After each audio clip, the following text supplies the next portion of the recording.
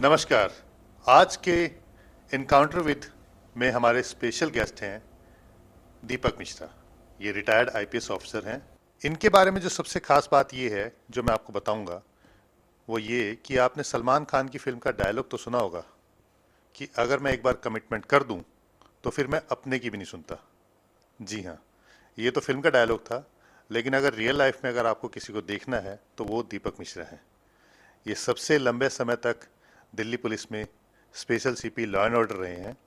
आज के समय में अगर हम बात करें दिल्ली पुलिस के अंदर 2 स्पेशल सीपी होते हैं लॉ एंड ऑर्डर, लेकिन ये इकलौते थे, यानी कि कह सकते हैं हम कि दिल्ली के अंदर कानून व्यवस्था को असल में किसी ने करीब से देखा है और संभाला है तो वो दीपक मिश्रा हैं। और इसके अलावा जब ये पहले डीसीपी रहे हैं, एनएसजी में रहे हैं, अलग अलग समय पर जब इन्होंने जिलों की जिम्मेदारियां संभाली हैं, तब जिस तरह से इन्होंने पुलिसिंग की है उसके बारे में हम आप आज इनसे बात करेंगे। सर, तब की दिल्ली और आज की दिल्ली में तो बहुत फर्क हो गया होगा। जी बेशक। कैसा लगता है? कंटिन्यूटी ढूंढने का प्रयास करता रहता हूँ। शहर वही है, लोग भी मोर और लेस वही हैं, सिवाय ये कि उम्र सब पे चढ़ जाती है। बेसिक्स वही रहते हैं, शहर का स्वभाव वही रहता है। 2020 में दिल्ली में दंगे हुए थे। ये दंगे उसी जगह पे हुए थे जहाँ पर एक समय में आप जिले की जिम्मेदारी भी संभाल रहे थे, और वो समय था 1992 का, जब बाबरी मस्जिद को ढहा दिया गया था। जी। एक वो समय था जब पूरे देश भर में आग सी लग गई थी, और अभी 2020 में हुए थे दिल्ली। सीलमपुर में आपने क्या किया था? पहले तो उसके बारे में बताइए, फिर मैं इसके बारे में पूछूं। दंगा किसी भी सभ्य समाज पे एक कोड है, एक बदनुमा दाग है, और यदि कोई पुलिस ऑफिसर है तो he should take it as a challenge. दंगा आज के ज़माने में यदि होने से देखिए किसी चीज़ को कोई रोक नहीं सकता। ये कहना कि दंगा नहीं होने दूंगा ये अतिशयोक्ति होगी और गलत बयानी होगी। परंतु यदि किसी भी वजह से यदि हो गया, उसके बाद में उसको होते रहने देना, ये सर्टेनली एक पुलिस के विभाग पे सवालिया निशान उनकी कार्य प्रणाली पे लगा बैठता है। It can not be allowed, it can not be tolerated at all cost, it has to be controlled. One line इसका यही है जवाब। मैंने सुना था कि आप सड़क पे आ गए थे और आपने चैलेंज किया था कि कोई दंगा करके दिखाए। आपकी इच्छा शक्ति होनी चाहिए कि दंगा नहीं होने देना है, बस।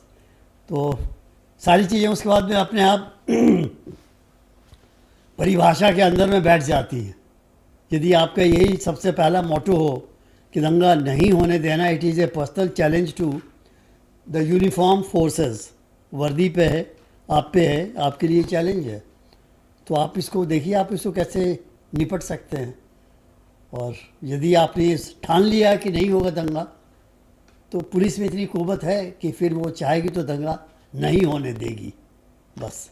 उस समय का माहौल बताएंगे, क्या क्या हुआ था, असल में हुआ क्या था? और आप जो पता लगा है कि आप 15-20 दिन तक तो अपने दफ्तर में ही रहे थे, वर्दी के अंदर बैठे रहे थे कि मैं जाऊंगा ही नहीं, तो कैसे हालात थे और कैसे आपने किया था? पूरी कहानी बताइए कैसे।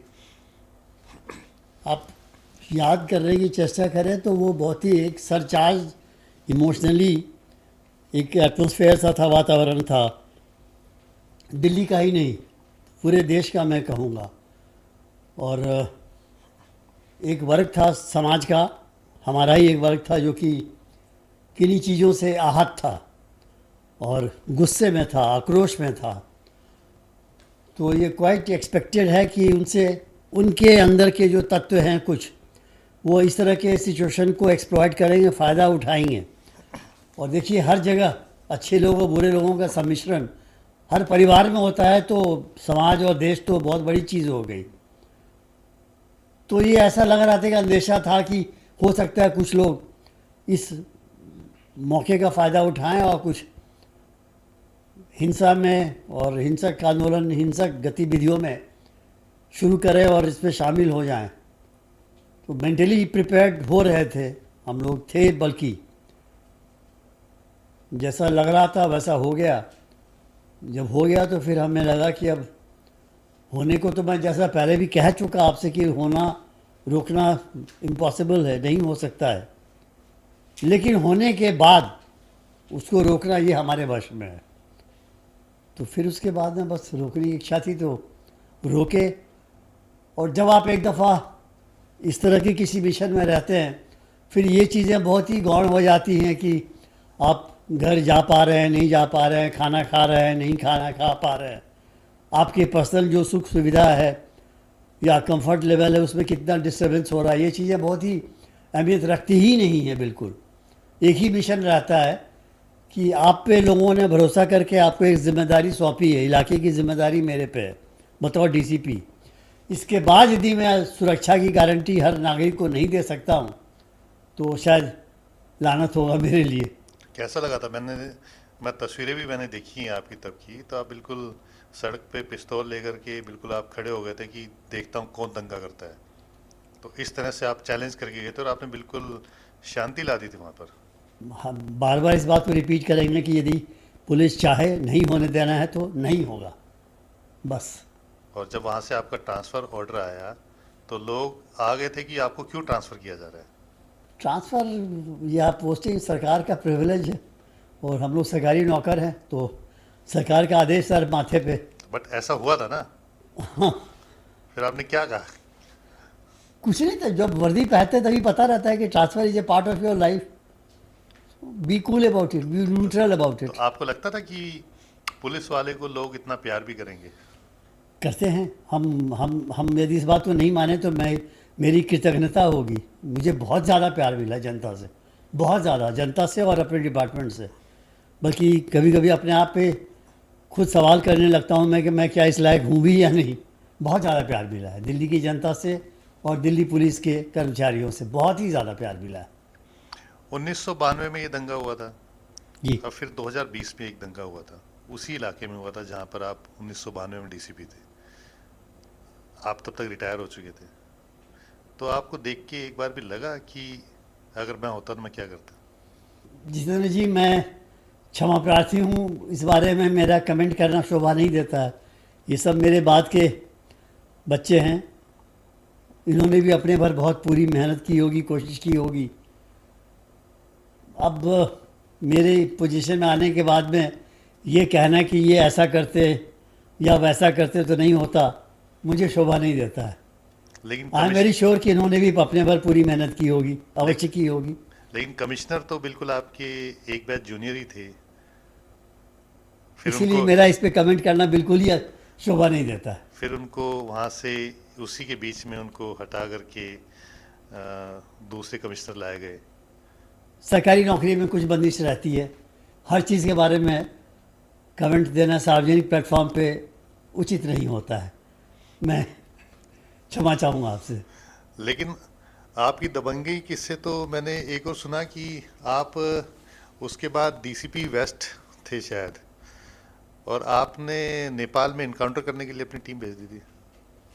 मतलब लोग तो इंडिया में ही थोड़ा सोचते हैं कि यार दूसरे राज्य में चले जाएंगे तो दूसरी पुलिस वाली कुछ ना कर दे, आपने तो सीधा विदेश में भेज दिया था। नहीं, इनकाउंटर करने के लिए भेजा मैं ऐसा नहीं मानूंगा। हाँ, उनको पकड़ने के लिए।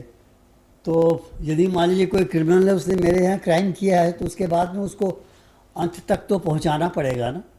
सिर्फ ये कह करके और मैं हाथ झाड़ लूँ कि अब यहाँ से चला गया। जो जिनके साथ में ये अन्याय हुआ है या क्राइम हुआ है वो तो मुझको देख के पूछेंगे ना कि क्या हुआ मेरे केस का, तो मैं क्या जवाब दूंगा उनको कि वो चला गया यहाँ से। हुआ क्या था? आपने मतलब कौन अपराधी था, कैसे आपने प्लानिंग की, क्या किया आपने? एक बिजनेसमैन थे लोग दिल्ली के ही, और उनका अपहरण हो गया था। और इसमें सबसे बड़ी बात ये थी कि पहली बार कॉन्फ्रेंस कॉल के थ्रू ये रैंसम मांगा गया था अच्छा। कि विक्टिम कहीं, अपहरणकर्ता कहीं और पुलिस कहीं की। अच्छा।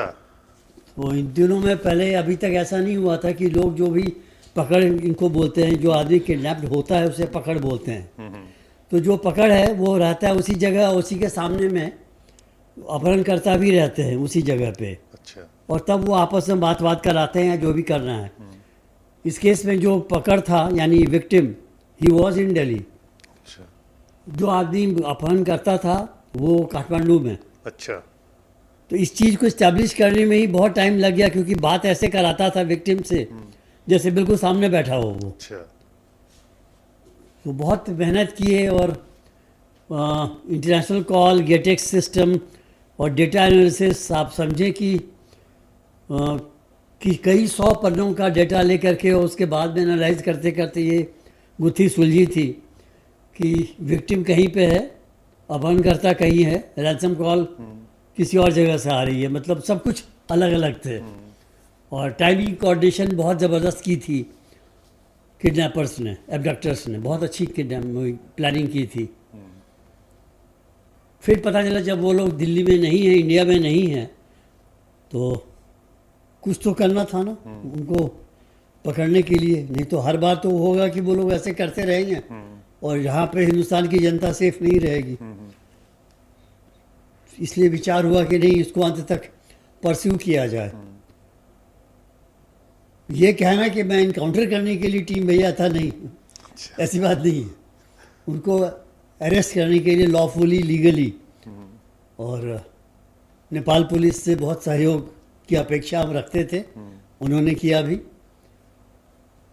बस। लेकिन वहां तो जाकर के कुछ और ही हो गया था, वो तो बड़ा इंटरनेशनल इश्यू हो गया था।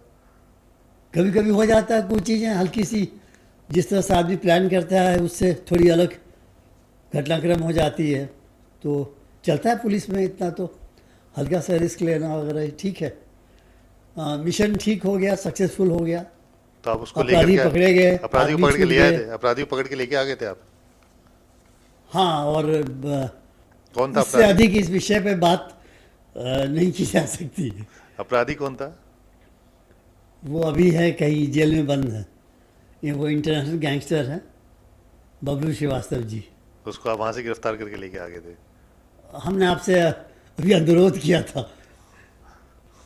लेकिन उसके बाद मतलब इसीलिए मैं कह रहा हूँ, क्योंकि आपको लोग और फोर्स क्यों प्यार करती है कि जब ये इंटरनेशनल इशू बन गया तो उन तीनों को सस्पेंड कर दिया गया जो गए थे। तो आपने गुस्से में कहा कि मैं रिजाइन करता हूँ, उन तीनों को नहीं।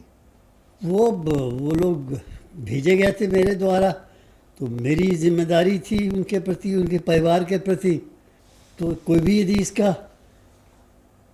अच्छा होता है तो सेहरा मेरे सर पे बनता है, तो बुरा होगा तो इसकी खामियाजा भी तो मैं ही भुगतूंगा ना। तो मैं अपने आप को कैसे बरी कर लूँ कि नहीं ऐसा हो गया तो कोई बात नहीं है। I as a leader I have to take the full blame और responsibility, so I took it. तो आप इतने गुस्से में थे कि आपने अपनी सरकारी गाड़ी छोड़ी, रेजिग्नेशन दिया और स्कूटर उठा के घर चले गए थे? जब आपने अपना इस्तीफा दे दिया है तो गाड़ी पे आपका अधिकार तो नहीं रहता है ना, मतलब मॉरल राइट नहीं रहता है ना। तो फिर माने कैसे आप?